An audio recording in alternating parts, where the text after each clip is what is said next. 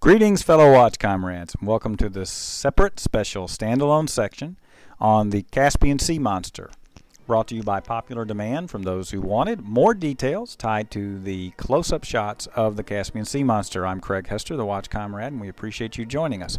Real quick, why is it called this? Well, the Caspian Sea Monster is named after the Ekranoplan, which was a plane that flew back and forth across the Caspian Sea with a ground effect, or a cushion of air. Flew about 4 or 5 meters above the water, which gave it the ability through that cushion of powerful air to carry a massive loads back and forth. And that's the inspiration of this watch, the very first diver watch from Vostok-Europe.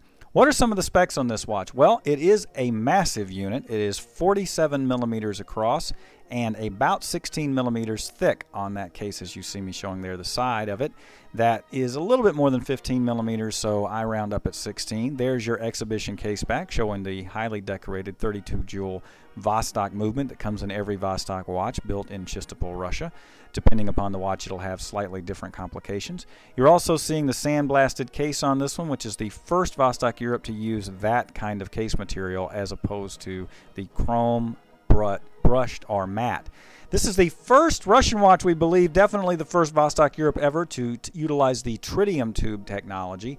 These are glass tubes, 17 in this particular watch, that are filled with tritium, and they don't need to be exposed to UV light like superluminova in order to glow. They glow all the time and can be used in any lighting condition. While superluminova is brighter at the very beginning after having been exposed to light than the tritium tubes are always lit. They have a 12.5-year half-life. Embry Microtech, the maker of these tubes, guarantees them for 10 years. Here is the black and white version.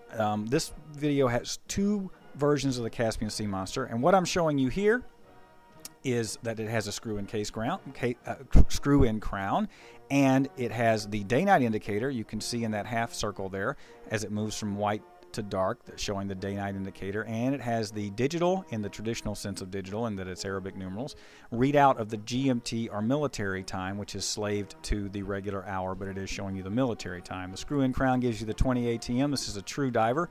You wouldn't want to take it into the abyss, but you can dive with it. It does have the traditional unidirectional rotating bezel. As you can see, you can't turn it back the other way. You don't want to have that bezel slip back while you're diving, because that could make it appear that you have been down less time than you have. You only want it to lose time in terms of your elapsed time, so that you will not run out of oxygen. Again, there's the case back on this one with the exposed movement showing the 32 jewel Vostok movement. And you can see this big watch with the integrated silicone strap on this one. All of the Caspian Sea Monsters have this custom integrated silicone strap built by Vostok-Europe. Now, I'm going to show you this watch here on Sarah. There's Sarah. And hello again, Sarah. Yes, we have twins this time. And no, it isn't her sister. That's just two different shots of Sarah. One showing the black and white, and one showing the khaki or military green, which is actually my personal favorite, if anybody cares. I really like the green color that they chose, and the way it fits with it being a diving watch and being tied to that Caspian Sea Monster Ekranoplan. So Sarah's showing it on her wrist, showing the silicone strap, and here we're coming up on the where we have it on our spindle rotator, showing the watch in closer detail. This again is the green version with that sandblasted case side. There you get a really good shot of the dial, showing the tritium tubes on the hands and throughout the chapter ring. It also has kind of a ripple or wave look. Okay, if you don't like the silicone strap, now that's not for everybody. Especially the black and white version looks really great on. That is a red square strap, which we do have available at Russia2all.com for just a few bucks more. You've got the option of putting it on leather. This one here does show you, though, however, how beautifully that silicone strap integrates into the watch, especially this one with the black IP, where it flows right into the black IP on the watch and creates a smooth, unbroken look along the contour of the watch along your wrist. I do like the fact that they popped in there, though, with the sandblasted crown and side of the rotating bezel to give a nice contrast look on that. And I also like on the black and white the contrast between that chapter ring bezel against the dial. It makes for a really great look.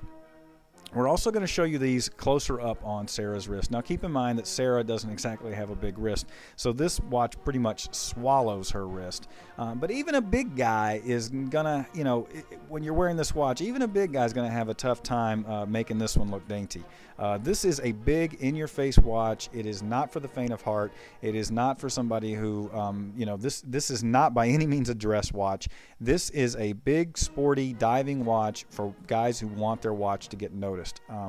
I have had nothing but positive feedback about the Caspian Sea Monster. I've had friends, actually personal friends, who've picked up on this watch and wear it all the time and say they get a big kick out of how people react to it, because this is not something you're going to see on somebody's wrist every day. Again, there's the black and white, and you can see that contrast with this being, everything in it being that black and white contrasting really makes for a nice pop on this particular watch as well. Again, look how it swallows Sarah's wrist.